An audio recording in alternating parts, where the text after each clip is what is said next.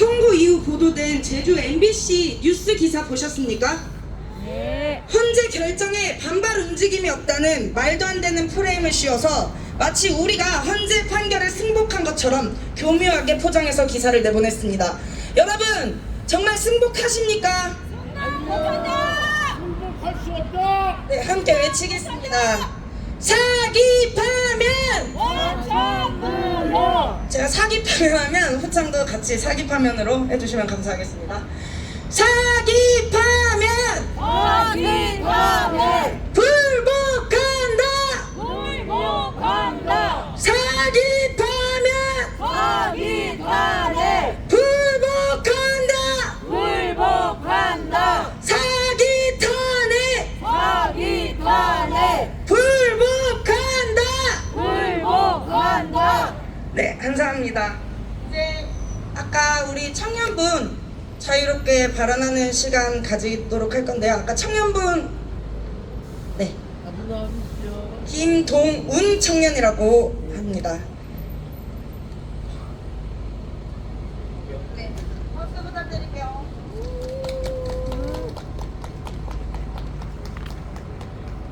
저는 제주시에 사는 공부 학생입니다. 평범한 학생인데 저기 제가 다닌 제주서중학교라는 아주 평범한 일반 중학교가 있습니다. 여기에서 만난 선생, 우리 전교조 선생 성시형 말할게요. 한씨입니다. 한씨. 부 있죠? 부 반성이라고 합니다. 막 북한을 추종하고 막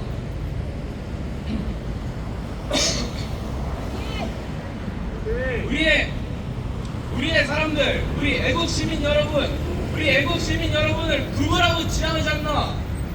그 선생 지금 반성해야 합니다. 우리 애국 시민 여러분,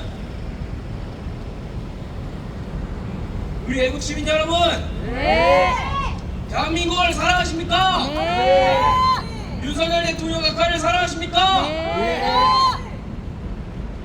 이런 함성이 여기 제주에 있는데 제주의 함성을 무시하고 기만하는 자는 어떻게 합니까? 능지처참해야 돼. 윤어긴! 윤어기.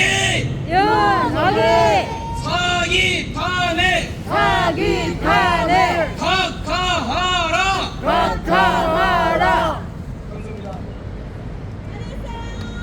감사합니다. 한 선생은 09년 한 선생은 한심하다. 모셨습니다. 17살의 우리 제주도 청년 귀합니다. 네, 아까 한 저희 선생은 말씀하시다가 잠깐 한심하다. 끊겼는데 고이탁 변호사님께서 이제 고이탁 박사님께서 이제 발언 이어서 해주시도록 하겠습니다. 빨리 마이크 빠뜨리고. 액기스로 해주세요. 액기스로. 처음부터 하셔도 됩니다. 액기스로 해주세요. 아예 예전에 작성했던 헌재에 보낸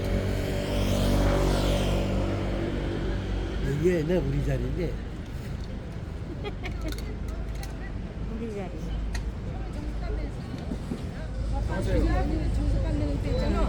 일실감시으로 들어가고. 사기탄핵으로 우리나라의 법치주의와 민주주의를 말살한 헌법재판소에 경고한다. 조작된 증언과 오염된 증거, 켜켜이 쌓인 불법 체포, 내란죄를 강변하는 일방의 주장만을 반영한 편파적이고 불공정한 판결을 헌법재판소는 자행했다. 우리 헌법 제1조는 엄밀히 민주공화국임을 선언한 것. 그 뜻은 우리나라의 주권자는 오직 국민이고 너희들 국가기관 헌법재판소는 그 국민으로부터 주인된 권리를 일시적으로 위임받은 심부름꾼임에 불과한 것을 헌법 제1조는 명기하고 있다. 그에 반하는 위헌적 행위를 자행한 것임을 고발한다. 위하여 헌법재판소가 최종적으로 지켜야 할 그 헌법을 오히려 너희들이 거꾸로 부정하고 농단하고 찬탈하는 사태를 일으켰다. 헌법 수호라는 막중한 임무가 부여된 국가기관이 그런 헌법재판소가 반헌법적인 폭주를 자행하는 행위는 주권자 국민을 무시하고 완전히 우롱하는 처사이자 그 국민들에 대한 배신 행위이자 자기 부정이라고 비판한다. 어디 국민을 정말로 개돼지로 보고 있냐? 너희들에게는 우리나라 곳곳에서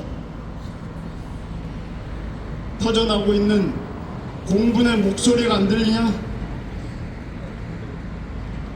소위 민주주의 국가라고, 소위 10대 경제대국이라고 일컬어지는 한국이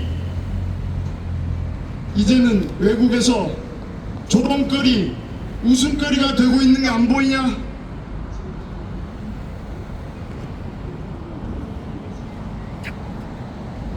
따라서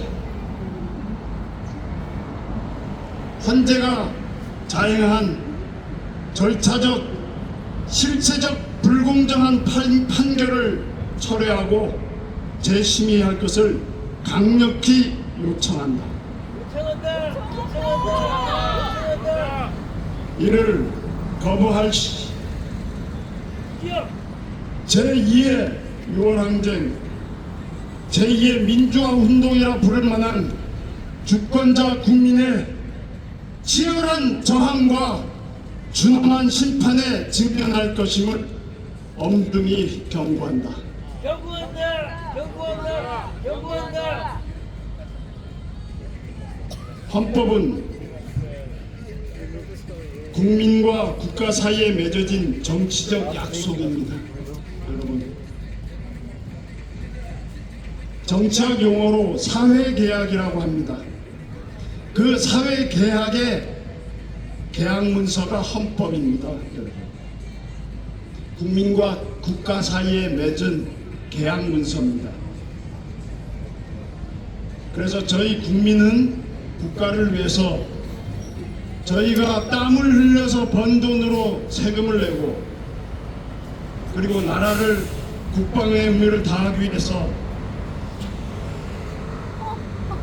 우리 자신이, 우리 자식을 군대로 보내는 겁니다.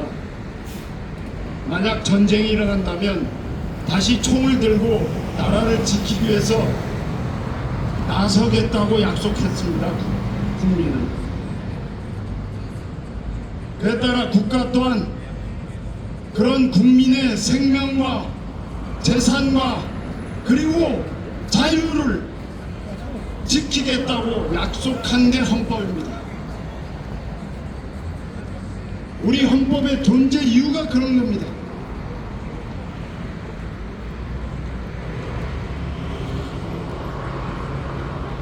거기서 그 국민 주권의 원리를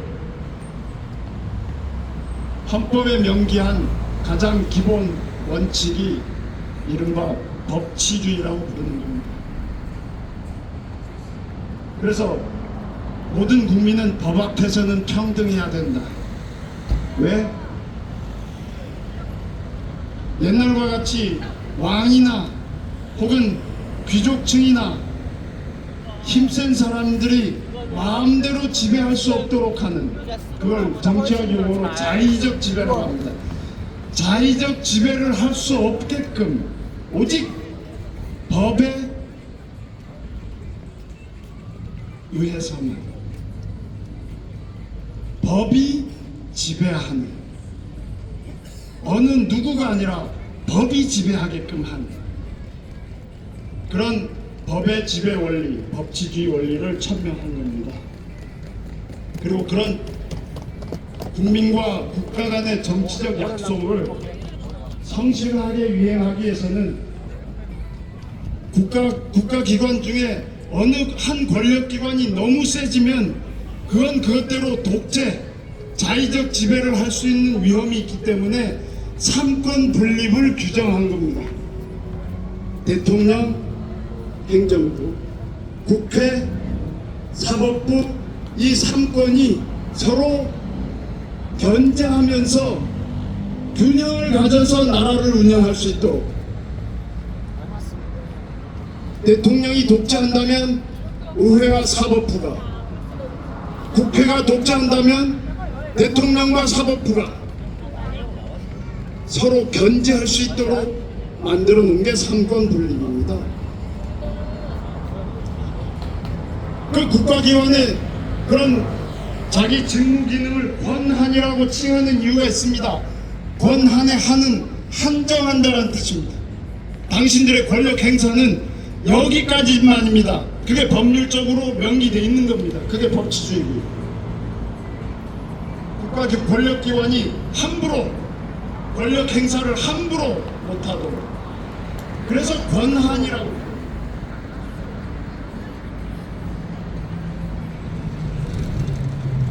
그런데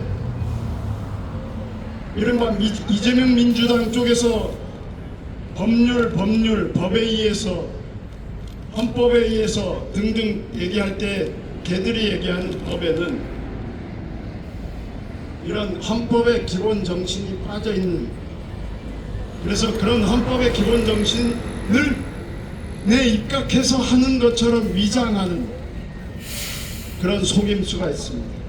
그래서 뭐 형사소송법 몇 조에 의하면, 무슨 법 몇 조에 의하면, 경찰관 직무수행법 몇 조에 의하면 운운합니다.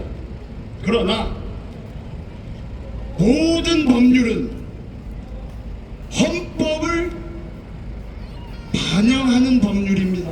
그래서 헌법을 상위법이라고 하고, 헌법에 어긋나는 법률은 야, 헌법에 어긋난지 아닌지 심판해 해서 헌법재판소를 두는 겁니다. 헌법에 어긋나는지 적합한지. 그래서 비록 헌법에 명문화돼 정확하게 글자로 표현되어 있지 않더라도 이 정신에, 이 우리 헌법 정신에 실현하기 위한 국가 권력기관의 행사가 되어야 하고 한다는 것이죠. 그래서 단순히 얘기하면 윤석열 대통령이 얘기했던 공정과 원칙과 상식, 그 헌법 정신에 녹아있는 단어들은 그런 것들인 겁니다. 근데 일반 국민들이 봐도 저거 상식적이지 않아, 저거는 법 앞에 평등하는 어긋나는 거잖아. 윤석열 대통령은 체포영장 엉터리인 것 같은데 확 잡아들이고, 야당 대표라고 이재명은 재판도 질질 끌고, 판사들은 겁이 나서 함부로 재판정 오르기를 꺼려하고, 이런 사태를 여러분들 상식적이라 할 수 있습니까? 그런 상식과 공정을 되돌리기 위한 가장 기본적인 개헌 문서가 헌법이고, 윤석열 대통령은 그 헌법 정신을 되돌려 놓고자 했던 것입니다. 그래서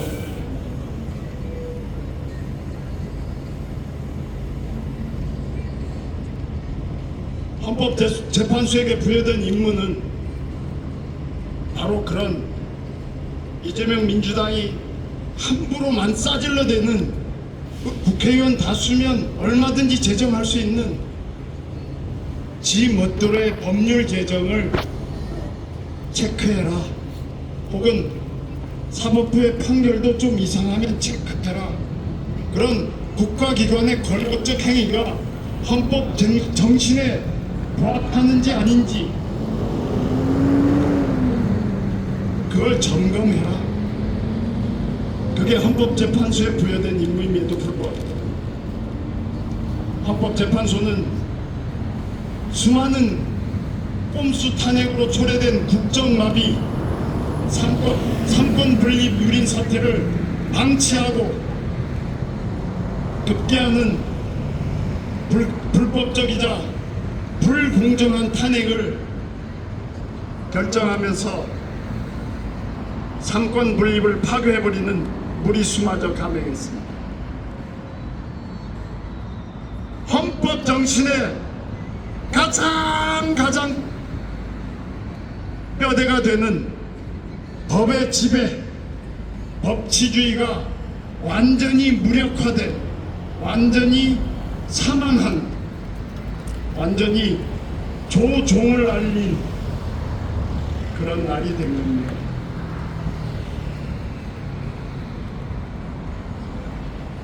여러분, 지금 오늘 우리가 직면한 사태는 이른바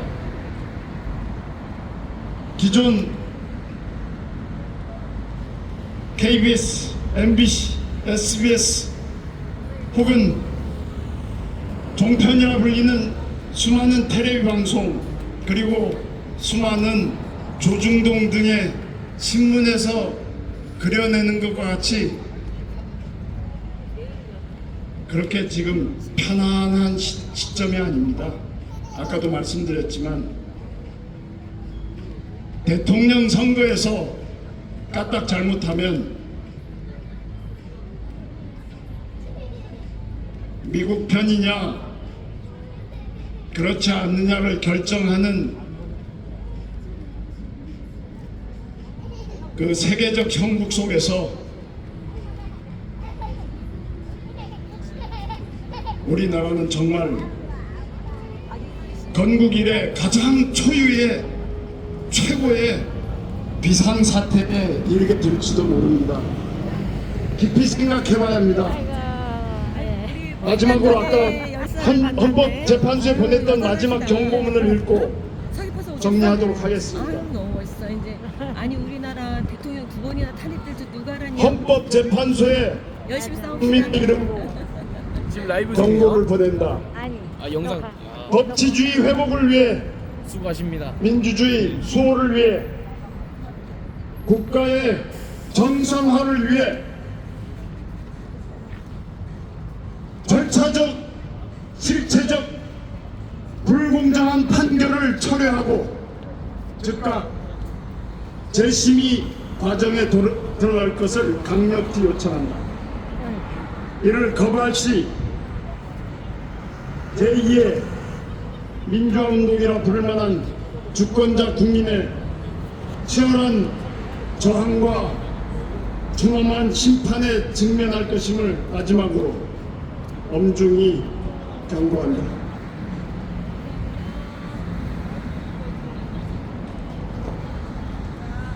그냥 오시면 됩니다. 저는 무너져가는 대한민국을 도저히 지켜보고 있을 수 없어 거리로 뛰쳐나온 평범한 대한민국을 사랑하는 30대 청년입니다. 도민 여러분, 제 목소리가 들리십니까? 네. 아직도 정치에 관심이 없다고, 나는 좌도 아니고 우도 아니라고 스스로를 중도라고 칭하며 이 희대의 위기 사태 속에 빠진 대한민국의 현실을 외면하고 계시지 않습니까? 여러분이 그토록 무서워하는 대통령의 비상계엄 선포 뒤에는 무소불위의 권력을 휘두르는 거대 야당 민주당의 무차별적인 29번의 탄핵 소추와 입법 독재 그리고 무분별한 예산 삭감이 있었습니다. 이들은 대한민국의 삼권 분립 체제를 완전히 무너뜨렸습니다. 대통령 특활비, 군사 예산, 마약 수사비까지 전액 삭감하였습니다. 얼마 전 강릉에서 발견된 강릉에서 2톤 가량의 마약이 발견된 사실 여러분 알고 계십니까? 이는 무려 6,700만 명에게 투여할 수 있는 양이라고 합니다. 우리 대한민국 국민 5,200만 국민 전 국민이 투여하고도 남을 양입니다. 마약 청정국이라는 우리나라의 명칭은 이제 옛말이 되었습니다.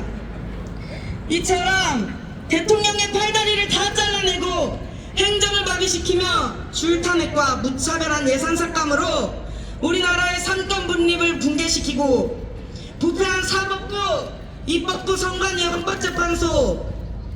헌법재판소가 하나 되어 사실상 대한민국을 무정부 상태로 만들었습니다. 이 거대 야당의 횡포에 맞서 대통령께서는 12월 3일 비상계엄을 선포하셨습니다. 비상계엄 문건 중 북한 공산 세력의 위협으로부터 우리 자유 대한민국을 수호하고 우리 국민의 자유와 행복을 약탈하고 있는 파렴치한 종북 반국가 세력을 일거에 척결하여 자유헌정 질서를 지키기 위함이라는 내용을 여러분 모두 들어보셨습니까? 대통령께서는 피를 토하는 심정으로 말씀드린다고 하셨습니다. 그런데도 아직도 안보의식 없이 여러분 지내고 계십니까?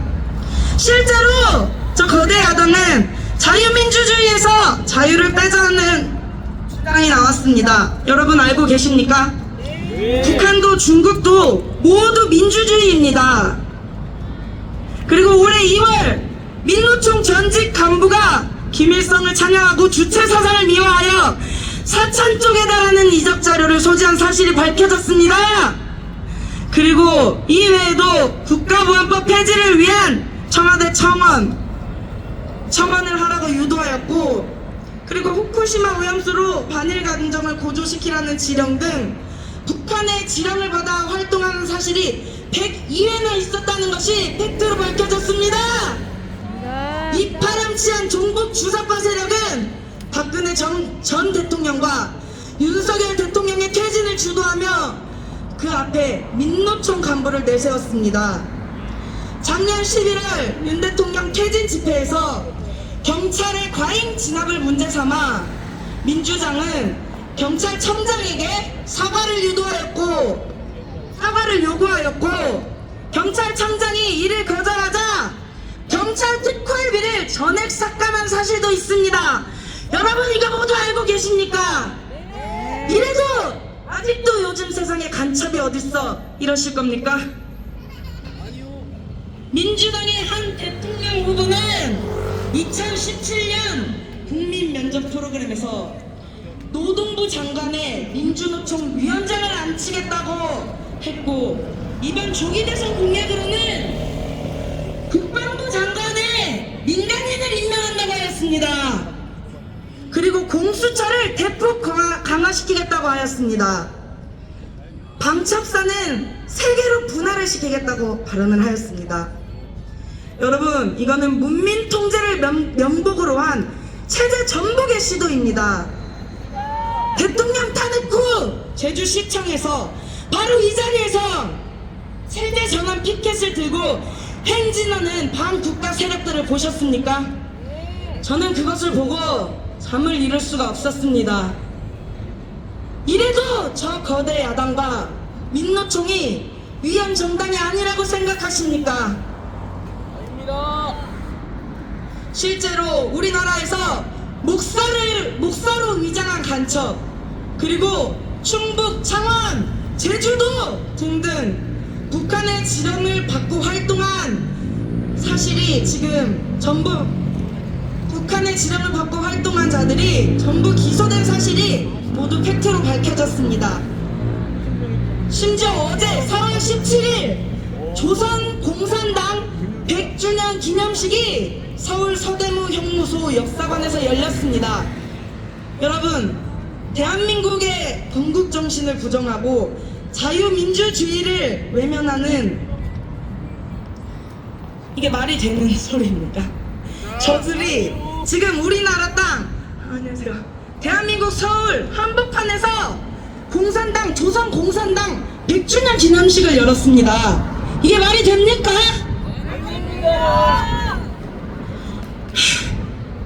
자유 대한민국의 체제를 무너뜨리려는 종북 세력은 국가 정세를 이용해서 끊임없이 사회 혼란을 유도하고 국민을 선동하며 아직까지도 갈라치기를 멈추지 않고 있습니다.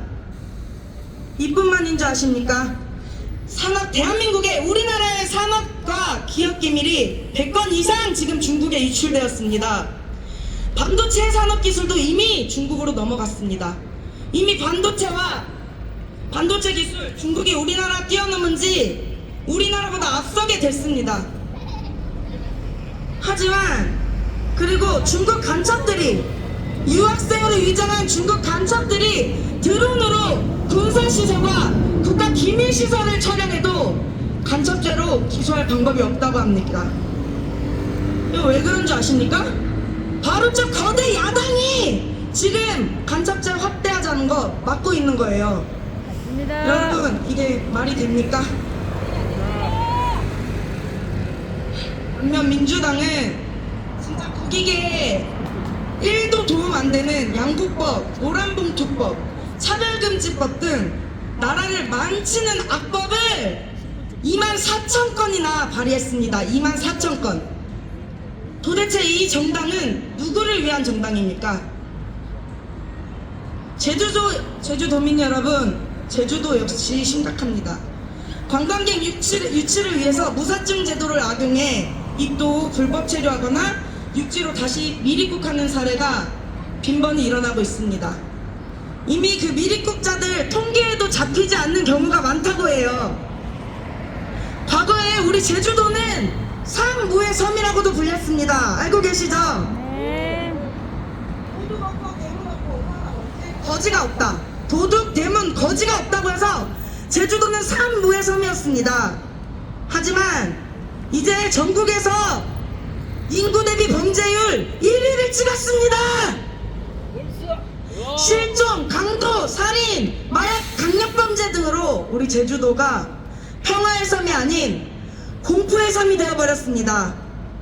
이 중 외국인 범죄 5명 중 3건은 중국인이라고 해요. 여러분, 실제로 올해 2월 달에 김수영 제주경찰청장은 외국인 강력범죄의 약 70%가 중국인이라며 경찰력 증원이 필요하다고 밝혔습니다. 심지어 우리 제주도는 중국의 멀티섬이라고 불릴 정도로 중국 자본에 의존하고 있지 않습니까? 이게 장기적으로 정령 지역 경제에 도움이 되는 일입니까? 코로나 이후로 중국 소유에 의존한 우리 지역 경제가 붕괴 직전까지 갔습니다. 여러분 알고 계시지 않습니까? 이제 저기 신대주만 가도 중국 간판, 중국인 사장, 중국인 종업원, 중국인 메뉴판, 이곳이 한국인지 아니면 중국인지 헷갈릴 정도로 중국 자본들이 많이 들어와 있습니다. 그리고 부동산 문제도 심각합니다.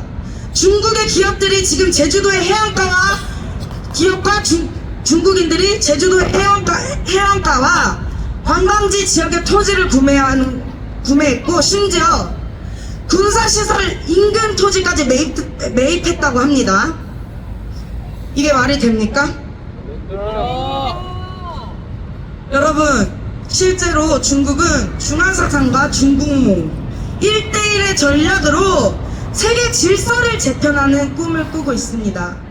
2013년도에 시진핑이 중국 공산당 집권을 하면서 실제로 이 계획을 밝혔고요. 이 전략을 지금 진행 땅에 있습니다. 그리고 수많은 화교와 조선족이 우리나라에 들어와서 대한민국 국민보다 더 많은 혜택을 누리고 있다는 사실 알고 계신가요? 각종 복지와 교육과 세금, 혜택이 쏟아지는 현실입니다. 우리나라에 3년 거주하면 지방 투표권도 준대요, 중국인한테. 우리 중국 가면 그럴 수 있습니까? 우리 중국 가면요, 우리 국민 한 사람은요, 거기서 반도체 일하다가 반간첩죄로 기소돼서 지금 공안에 잡혀갔어요. 근데 얘네들은 여기 와서 건보료 타먹고 우리가 내는 세금으로 뭐 의료보험, 모든 혜택 다 누리고 있습니다. 이게 말이 됩니까? 저희는 100% 대출? 저 못 받아요. 근데 중국인은 37억짜리 타워팰리스 아파트를 전액 대출로 구매해서 샀답니다. 전액 100% 대출, 우리나라에서. 그리고 맞습니다. 취득세, 양도세 이런 거 낼까요? 없습니다. 그리고 이 37억짜리 타워팰리스를 구매 후에 1년 살고 50억에 되팔고 다시 자기네 나라로 돌아갔답니다. 우리 국민들은 누릴 수 없는 복지와 혜택들입니다.